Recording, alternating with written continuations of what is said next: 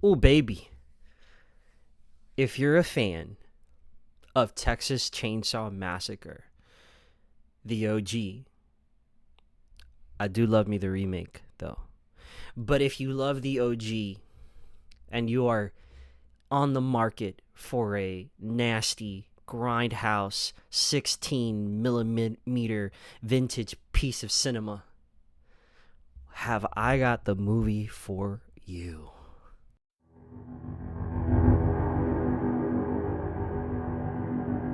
The movie we're going to talk about tonight is a film by the name of Dolly. I don't know how much marketing this film has gotten. I haven't seen very much outside of the films that I have been watching, horror films that I've been watching lately. This trailer always plays, and for about 4 weeks, it would get the most giddy schoolgirl excitement out of me. Yes, me. Because every frame of this trailer, down to the narration, down to the color grading, down to the film grain, down to the killer herself, got me so excited that every time I saw it, I would forget what movie I was watching or about to watch. This day could not come soon enough. And I was very excited. Now, I don't know why Shudder hasn't really pushed the promotion, marketing, but to their defense, Shudder doesn't really need it. Shudder by name is Shudder. They're my favorite streaming service of all time. I know we got our Netflixes and our Hulus and our Halos. We got our Netflixes, we got our Hulus, we got our Amazons, we got our Disney Pluses, we got our HBO Maxes. But let me fucking tell you, if you are a horror slut like I am, slutty McSlutty pants, Shudder's the one for you. So Rod Blackhurst directed this. The only other credit that's recognizable to me is that he wrote, and wait for it, it is a red flag, he wrote Night Swim, that horrid piece of ass film about a haunted pool. Now, granted, I'm gonna give him the benefit of the doubt, right? Because he wrote it, he didn't direct it. And sometimes I think maybe the execution in direction could save a bad script if the direction is self-aware that the script is bad, right? Hokey, cheesy, right? Like, if you play Evil Dead seriously, right? The first with Ash, Evil Dead 1 and 2, Army of Darkness. I'm not talking about the actual serious 2013 remake, because that was actually really great. But if you direct Evil Dead 1 and 2 as a serious film, even though the script is goofy as fuck, well, that is just a recipe for complete and utter disaster. But if you direct it self-awarely, you get yourself something wonderful, like the original Evil Dead trilogy. And I'm glad I gave him the benefit of the doubt, because if you're a fan of the exploitative carnage candy films that are, things like Texas Chainsaw Massacre, which this one, even in its trailer, says, in the tradition of the Texas Chainsaw Massacre. That was really good. Holy shit.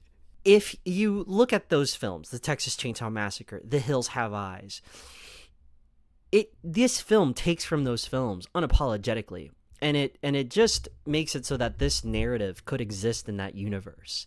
It knows what it's doing. There is a reason this movie is only an hour and 23 minutes with credits. It doesn't overstay its welcome. It has no reason to overstay its welcome, because it knows that you're here for the vibes, the atmosphere, the aesthetic, the vintage cinematography, and the carnage candy. Dolly is going to eventually, and mark my words, be one of those films that people talk about in the same vein as Killer Clowns or the original Texas Chainsaw Massacre. Not to that extent, because the Texas Chainsaw Massacre is what set the tone. But what I mean is, when people speak of films that presented a niche and that did something that is very particular. I feel like this film, Dolly, will absolutely fill that void that we've been lacking. This also calls to films like High Tension, 2003 extremist French horror film that I really enjoy so much, and just heavy on the gore. And that's the thing. This is heavy on the gore.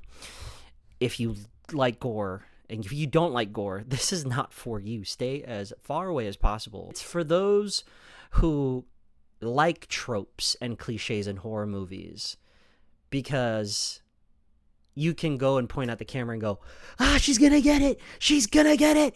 Or my personal favorite, you're gonna trip as soon as you start running 10 yards into the woods.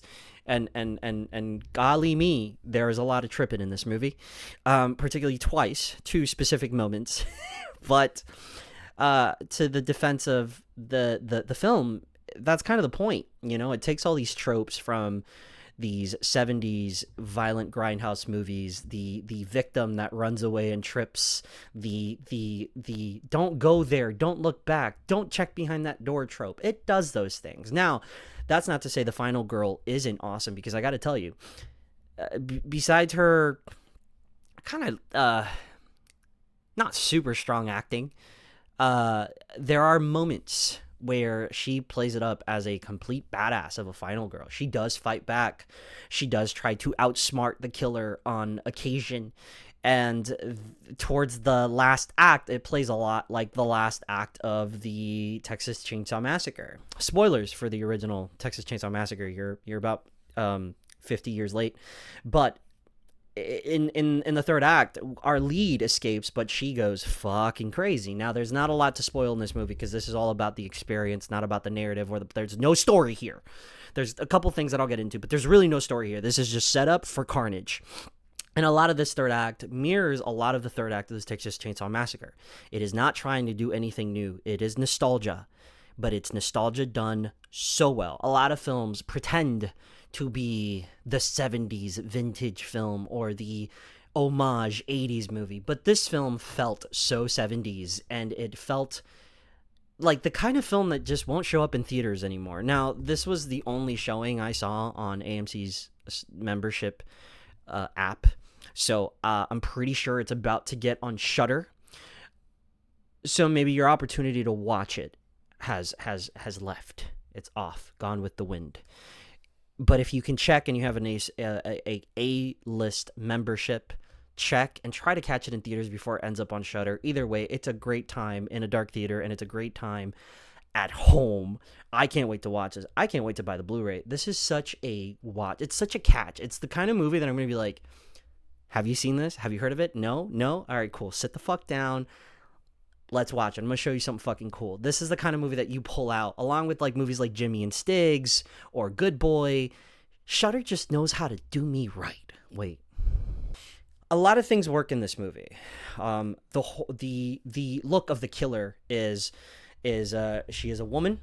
Well, I should probably get into the plot first. So the plot is basically that this couple goes out to the woods, and they come across a shrine / grave full of dolls, and around and sure enough, the killer is there, and decides, I'm gonna kill the dude, I'm gonna take the chick, and she is now my child. She is now my doll, and she wants to play house. That's all she wants to do, is just play house, play mommy daughter, mommy baby, in her fucked up house in the middle of the woods. That looks like if you walked in there, you're gonna get a aerial based STD. It's insane how just the design in the house, the design of the house, the look of the house, the interior design, it all looks like something that you would come across that's abandoned but is only a quarter lived in, because a killer decided, hey, I don't want to pay rent, so I'm gonna stay here. I'm gonna stay right here. This is my house now, and this is where I'm gonna kill and play house. This is it, and that's what the killer decided. And the killer is Dolly. The killer's look is really awesome. She is overweight. She is a large woman. Her legs are like pigeon. It's a whole thing. And she wears a porcelain mask And what's cool about it is that every time she touches it, you can hear the sound of porcelain. Like it's not just like a metal, like it actually is porcelain. You see around her neck that the porcelain is like cut into her flesh. Looks wholly uncomfortable to wear, and I cannot wait for people to cosplay her by the end of the year. The film just progressively gets more uncomfortable. It's just Dolly playing with her doll, but the lead, the final girl, keeps disobeying her, and the scenarios that she confronts herself with get weirder and weirder. At one point, Dolly tries to feed her breast milk, and I won't tell you how that ends because it's actually one of the crazier scenes in the movie, but my god, you're in store for some wild shit, and the movie just kind of escalates. It is uncomfortable. It's the kind of movie that every 5 seconds has something you're looking at that's making you kind of do a disgust face. And I guarantee you, if you watch this in a theater full of people or in a house with 3 or 4 people that are watching it with you, all of you are going to gag at least once, and you're all going to look at it and go, that is so fucking absurd, and you're going to laugh with it, not at it. There's some great kills, particularly one kill involving a jaw that is actually prolonged. I won't tell you how, but there is a whole sequence with a jaw. There's a lot of gore in this movie, and there's one thing with an ear that was chef's kiss. Absolutely, such a satiation for the gorehound in me. Love that part so much. There's a minutia of depth to it in terms of there is a commentary about motherhood in this film. The main character is it's alluded that the main character has a bad relationship with her mother. She refers to her as a monster. And there's a lot of interactions here with Dolly and her that would mirror her trauma, and her response seems less of a victim of a slasher and more of a victim of an abusive home. And I don't know if I'm explaining that correctly and if it makes sense, but at some point she screams at Dolly as she's being chased. She screams and says, "I hate you," right? And you don't really yell to a killer, "I hate you," right? You go like, you yell something like, "Go fuck yourself," while you're trying to turn on the car. You know, you're shitting on their mom and saying all things about their mom and shit while you're trying to leave. But the way that she said, "I hate you," it felt like it was directed at her mother. So there are very, very slight, small through lines of a commentary here on parenting and motherhood. And I'm sure if I dig deeper, there'll be even more. And kudos to a horror film for another horror film with a rock song in it, a straight up metal song. I believe Psycho Killer had a metal song, even though that film sucks. It did. Three Teeth at the end of the credits, and then Whistle also had a rock song, a metal song, and then this one had a metal song. So like metal's back in horror. You remember in the early 2000s when Marilyn Manson's Sweet Dreams cover was in the background of every slasher ever. And you know, we had like Wrong Turn had the Stained song in the credits. Ghost Ship had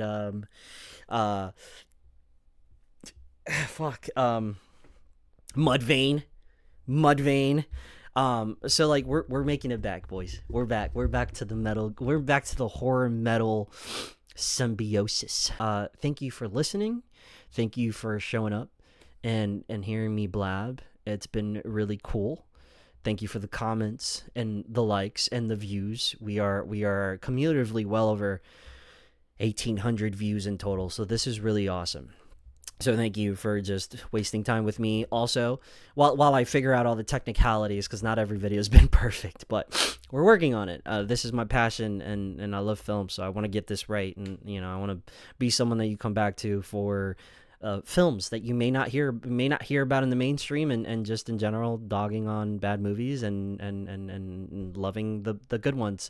Also, I just put up part 2 of my Resident Evil Requiem playthrough. It's on Cosmic Controller right there. So please, if you have time, go over to that channel. Just click a watch, stay for a couple minutes, enjoy the playthrough. I'm also working on the technicalities on that. I've never actually streamed and played and recorded at the same time, so we're learning a bunch of new things, which is fucking awesome. So go over to that channel if you want to watch some horror playthroughs, because after Requiem, we got a couple other short horror experiences that I want to put on there. Anyway, that's it for me. Thank you for showing up. Thank you for listening. And as always, I will see you at the movies.